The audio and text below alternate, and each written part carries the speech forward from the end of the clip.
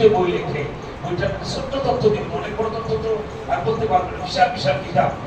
এখন থেকে প্রায় 100 বছর পূর্বে উর্দুতে একটা বই লেখে, ওইটার নাম কি? এক গলতি কা রিসালা, পৃষ্ঠা নম্বর 10 নম্বর পৃষ্ঠা। বেয়াদব কাদিয়ানি দাবি করে মোহাম্মদ আখিরি পয়গম্বর नहीं है, मैं ही आखिरी पैगंबर हूं, মোহাম্মদ শেষ নবী নয়, আমি শেষ। আলহামদুলিল্লাহ। আপনার মুসলিমদের মগজে অর্ধেক আগুন থেকে লেগে যাবে, ঠিক কিনা বলেন? কারণ গণমুখ্য জানে আমাদের নবীজির চেয়ে শ্রেষ্ঠ কেউ নেই, আর আমাদের নবীজির পরে আর কোনো নবী নেই, এটা কিন্তু মানুষ জানে, ঠিক কিনা বলেন? যখন আপনি তথ্যটা দিবেন যে শয়তান বইয়ের নাম বলবেন, পৃষ্ঠা নাম্বার বলবেন, যে ওই বইতে কাদিয়ানি লিখে মোহাম্মদ আখিরি পয়গম্বর नहीं है, मैं ही आखिरी पैगंबर हूं, মোহাম্মদ শেষ নবী নয়, আমি শেষ নবী, মুসলিমদের অর্ধেক সাপোর্ট সাথে সাথে আপনি পেয়ে যাবেন, ঠিক কিনা?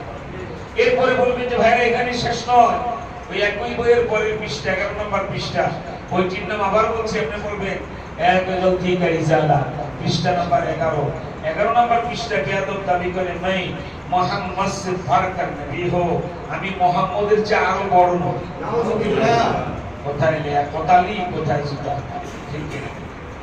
এইটুকু যদি ধারণা দিতে পারি, এরপর তার বুখারী খাতায় নম্বর 500 পৃষ্ঠা, 700 পৃষ্ঠা, এগুলি মানুষ বুঝবে না, ঠিক কিনা? হ্যাঁ, তার সাথে আরো দুটা তথ্য দিতে পারেন যে কাদিয়ানির ছেলে বসি। এরপর আমি গল্প করতে বলছি, ভাই আমাদের নবীজিকে বাদ দিয়ে কাদিয়ানির নবী মানে কেউ আছেন? সবাই চিন্তা দিয়ে বলবে না না না, ঠিক কিনা বলেন?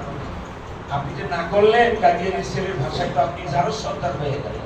কারণ কাদিয়ানির ছেলে বসি, সে তার লেখা বইতে লিখে যে মোহাম্মদ সাল্লাল্লাহু বাদ দিয়ে আমার বাবা গোলাম কাদিয়ানিকে যারা মানে না, বহু দুর্বিয়াতুল বাকায়া, তারা বেশামায়ের সন্তান। সুতরাং আপনি মানেন না, আমাদের দেশের সরকার মানে না তাকে নবী, তার সবাই বেশামায়ের সন্তান।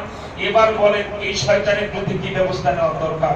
সেই ব্যবস্থা নিতে আপনার সোহরাওয়ার্দী উদ্যানে জাতীয় মুরব্বীরা সবগুলো ঐক্যবদ্ধ হয়ে সম্মিলিত খাতমুল পরিষদ গঠন করে আমাদেরকে ডেকেছেন, আমরা যাব, বিষয়টার বিহিত ফয়সালা করে আসবো।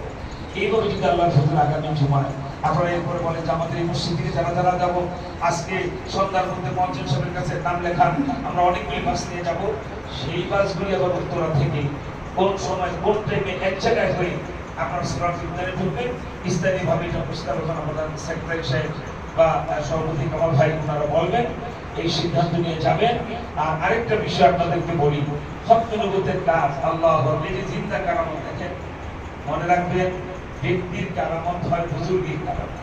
আল্লাহ ওয়ালা হলে, সাহেবে কাশ হলে, আহলে ইলম হলে, এবং যদি বেলায়েতের দরজায় অনেক উঁচুতে পৌঁছে ব্যক্তির কারামত থাকে।